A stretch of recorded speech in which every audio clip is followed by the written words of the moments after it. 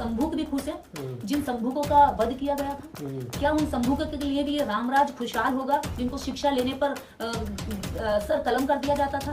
क्या वो औरतें भी खुश होंगी जो किडनैप होने के बाद जब घर लौट कर आएंगी तो उन्हें अग्नि परीक्षा दे? रामलला आ गए हैं तो जरा जाकर के वहां भी देख लें उन मंदिरों में जिन मंदिरों में बेटियों के साथ बलात्कार हो जाता है, वो चीख पुकारती रहती हैं। तो रामराज लाने की जो जिद है ये किसी मुसलमान के खिलाफ नहीं है, इस देश के दलित और पिछड़े और उन अछूतों के खिलाफ है जिन अछूतों को वो पैर की धूल मानते हैं, जिनके लिए लगातार आप देखेंगे इनके शंकराचार्य, गुरु, मठाधीश, बाबा लोग लगातार उनके नाम लेकर, जातियों के नाम लेकर गालियां भी देते हैं। उनकी कथाओं में कभी मुसलमान का विरोध नहीं होता है, आपने देखा है? किसी भी कथा में कभी किसी मुसलमान को गाली नहीं जाती है, किसी भी कथा में कभी शेख, खान, अब्दुल्ला या रहमानुल्लाह इनकी गाली नहीं होती है। चमार की, धोबी की, खटीक की, चामा और चूड़े की, बंगी की, वाल्मीकि की गाली का मात्र इसीलिए जानी जाएगी कि आस्था के नाम पर आप एक मंदिर का निर्णय ले लेते हैं सुप्रीम कोर्ट से।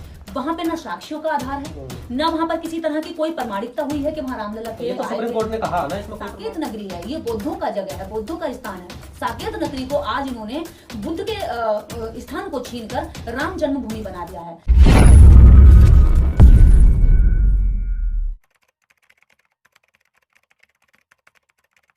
ला करके अब वो खुश हो जाएं। अब मैं तो ये चाहती हूँ कि जितना भी देश के अंदर रामलला के नाम पर हिंसा हो रही थी वो बंद हो जाएगी। रामलला के नाम पर जबरदस्ती लोगों को पकड़ पकड़ के जय श्री राम के नारे लगवाए जा रहे थे, वो हिंसा बंद हो जाएगी। अच्छी बात है रामलला आ गए, रामराज आ गया, लेकिन मेरा सवाल ये है कि क्या अब रामराज में वो संभूक भी खुश है जिन संभूकों का वध किया गया था? क्या उन संभूकों के लिए भी ये रामराज खुशहाल होगा जिनको शिक्षा लेने पर सर कलम कर दिया जाता था?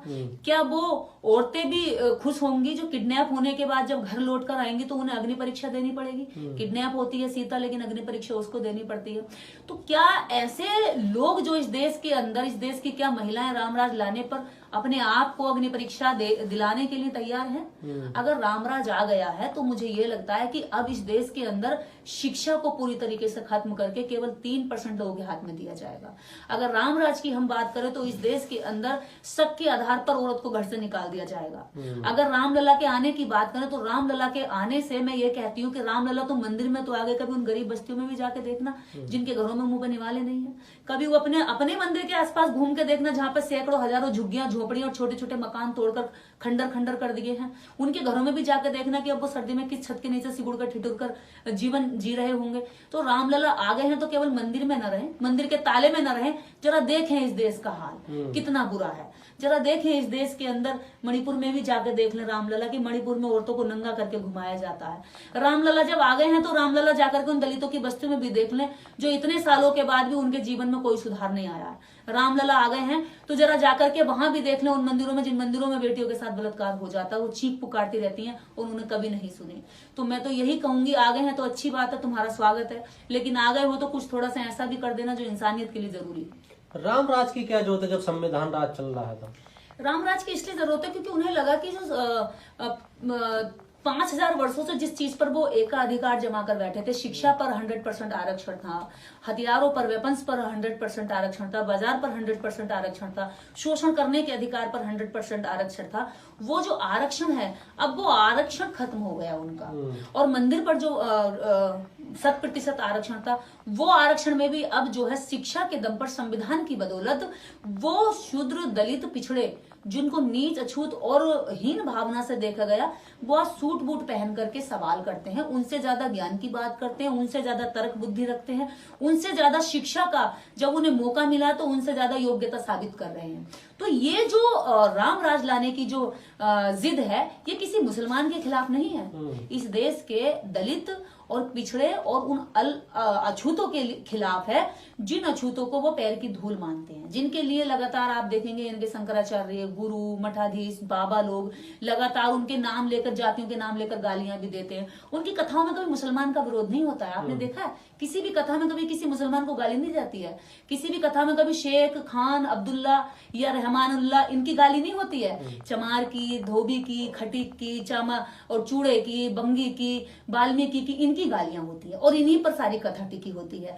तो जो इनका रामराज है वो इस देश के अंदर जिस तरह उस समय बौद्धों के कत्लेआम पर शुरू किया था, अब ऐसे ही बौद्धिक स्तर पर जिंदगी जीने वाले उन लोगों के पता नहीं किस तरह का वो करेंगे। उस समय यह था कि तलवार सीधी चल जाती थी, तलवार निकाली और मार दी, लेकिन अब तलवार नहीं मार सकते तो ये संविधान से मारेंगे, संविधान से झूठे मुकदमे लगवाएंगे, संविधान से ऐसी धाराओं में उलझाएंगे कि ये वहां अपना काम करने कमाने खाने की बजाय कोर्ट में जाकर चक्कर लगाए।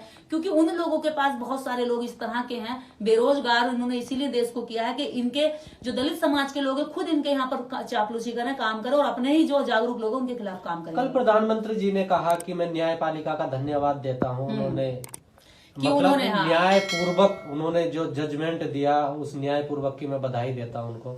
उन्होंने कहा कि सुप्रीम कोर्ट ने निर्णय देकर, राम मंदिर के पक्ष में निर्णय देकर न्याय की लाज रख ली।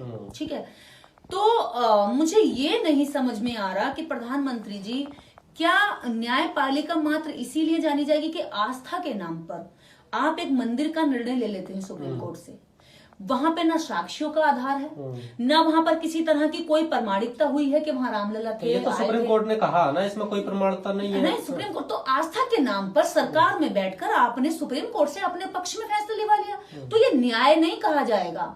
ये देश का सबसे बड़ा जो है जबरदस्ती का हिस्सा लेना है, जिसमें साकेत नगरी है, ये बौद्धों का जगह है, बौद्धों का स्थान है। साकेत नगरी को आज इन्होंने बुद्ध के स्थान को छीनकर राम जन्मभूमि बना दिया है।